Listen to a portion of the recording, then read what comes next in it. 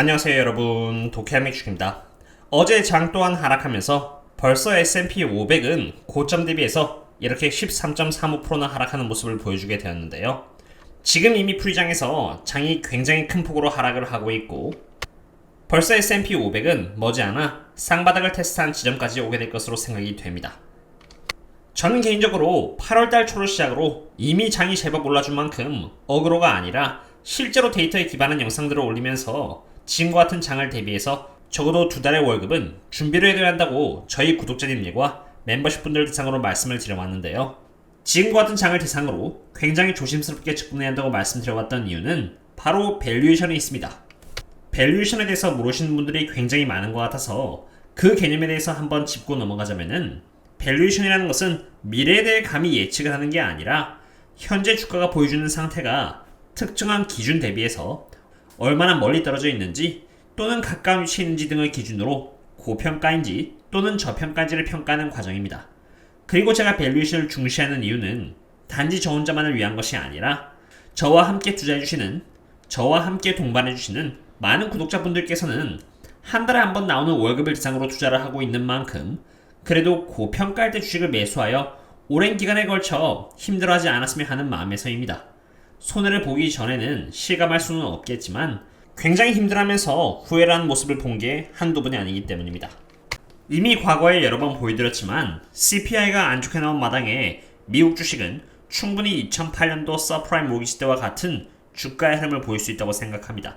만약 그렇게 된다면 여기 노란색을 가리키고 있는 S&P 500은 지금으로부터 약 18% 정도 하락하여 3200, 잘못하면은 그 아래까지 갈 수 있다고 생각하는데요. 제가 이러한 가능성을 시사하는 것은 단순히 과거의 모습이 이랬으니까 앞으로도 이럴 것이라고 말하는 게 아닙니다.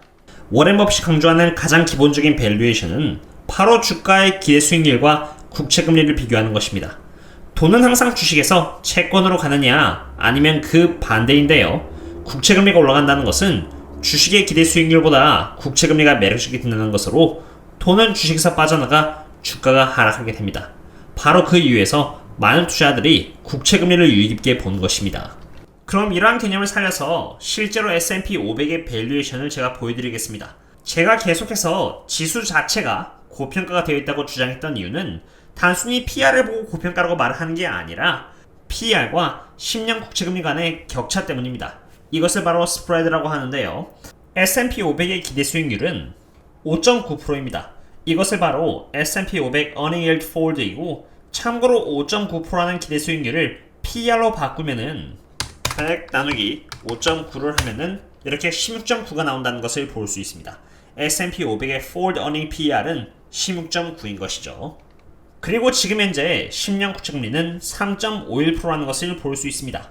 그리하여 S&P 500의 Earning Yield였던 5.9%를 아까 제가 보여드렸던 10년 국채금리인 3.51을 빼면은 이렇게 2.39가 나오고요. 2.39라는 위치는 여기라는 것을 볼 수 있습니다. 지금 저희들은 딱 여기 위치에 있는 것이죠.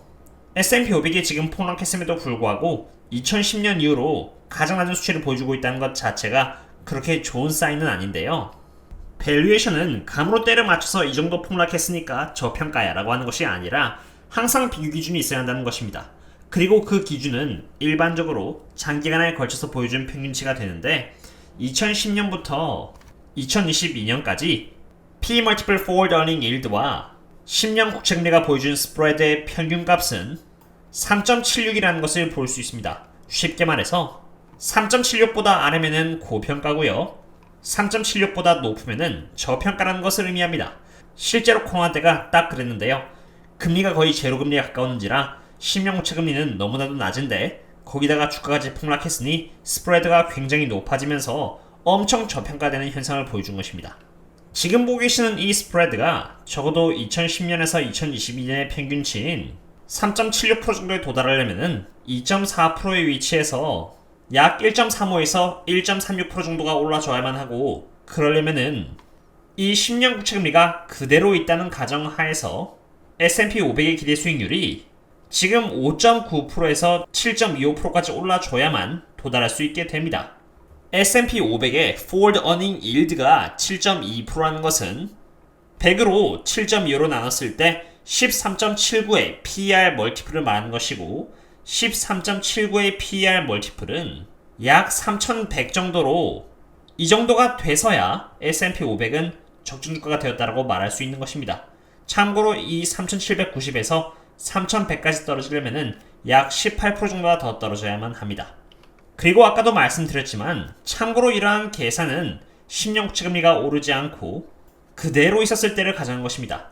만약 인플레이션이 잡히지 않고 연준이 금리를 올리는 과정에서 이 10년 국채금리가 올라가게 된다면 3.75%라는 평균 스프레드를 맞추기 위해 S&P 500의 Forward Earning Yield는 더 높게 올라가야만 하는 것이고 Yield, 즉 기대 수익률이 올라간다는 것은 앞서 계산식으로 보여드렸듯이 주가가 하락한다는 것을 의미하기 때문에 여기 Forward P 멀티플이 더더욱 낮아진다는 것을 의미합니다. 10년 국채금리가 올라가면은 결국 3100보다 더 낮게 떨어질 수 있겠죠. 선반영이라는 개념은 무언가를 보고 느낌적으로 판단하는 그런 과정이 아닙니다. 그것은 밸류에이션을 통해서 판단할 수 있는 과정인 것이고 기준과 함께 수학적으로 도출하여 어떤 선부터는 지수가 저평가이고 고평가인지를 판단할 수 있는 것입니다. 기준 없이 저평가입니다, 고평가입니다 또는 선반영되었습니다라는 것은 큰 의미가 없습니다. 아까 제가 보여드린 수식에서도 반대의 케이스는 존재합니다. 만약 연준이 금리를 올리는 과정에서 아주 다행스럽게도 인플레이션이 빠르게 잡힌다면 그리고 금리를 인상할 필요성이 상대적으로 줄어든다면 10년 국채금리도 오르지 않고 떨어질 것입니다. 10년 국채금리가 떨어지면 상대적으로 S&P 500의 기대 수익률이 그만큼 오를 필요가 없기 때문에 적정 스프레드를 맞추기 위해 더 크게 하락할 필요가 없게 되는 것입니다.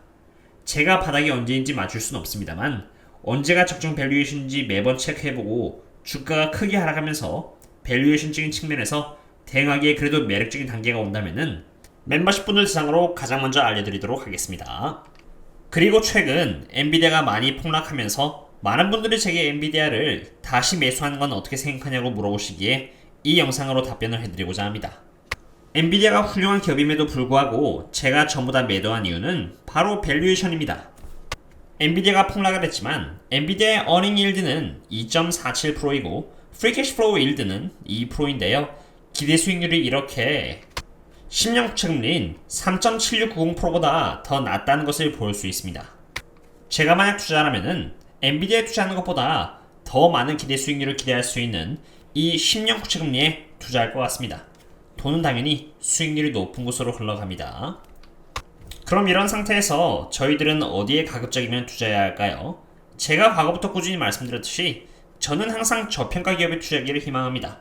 좋은 기업을 싼 기업에 사서 나쁠 것은 없기 때문입니다. 애플의 경우 프리캐시플로우 일드는 4.38 그리고 어닝 일드는 4.06%를 보여주고 있는데요. 10년 국채금리인 3.7%보다 그렇게 많은 괴리감을 보여주고 있지 않기 때문에 저라면 이 애플 종목은 패스할 것 같고요. 제가 주력으로 투자하고 있는 에너지 트랜스퍼의 경우는 프리캐시플로우 일드는 16.82%이고 어닝 일드는 11.88%로 10년 국채금리인 3.7%보다 월등히 매력적이라는 것을 볼 수 있습니다. 게다가 이 기업은 최소 14.55달러까지 가질 수 있는 약 28% 저평가받는 종목이며 배당도 새 전 기준으로 8.13%나 주는 종목입니다. 이러한 배당금은 환차손을 경감시킬 수 있고 경진은 앞으로 30% 정도의 배당 인상을 계획하고 있기 때문에 장기적인 원유 관련 섹터의 전망이 매우 밝다는 전망 속에서 주가가 이렇게 하락할 때 어느 정도 대응을 해준다면 정말 좋은 선택이 되지 않을까 생각이 됩니다. 매수 내역에 대해서는 멤버십들 대상으로는 계속 인폼을 드리고 있으며 앞으로도 좋은 대응 지점이 나올 때마다 계속 말씀을 드리도록 하겠습니다. 그리고 한 가지 잊어먹을 뻔했네요. 참고로 말씀드리지만 과거부터 지금까지 에너지와 기술주의 사이클은 항상 서로의 반대의 흐름을 그려왔습니다. 기술주가 흥할 때는 에너지가 약했고요. 에너지가 흥할 때는 기술주가 약했습니다. 이 정도면 설명은 충분하다고 생각이 되고요. S&P 500을 밸류에이션 하는 방법 또한 공개드렸으니 그럼 다음에 또 다른 분석과 함께 찾도록 하겠습니다. 그럼 다음에 또 만나요. See you later.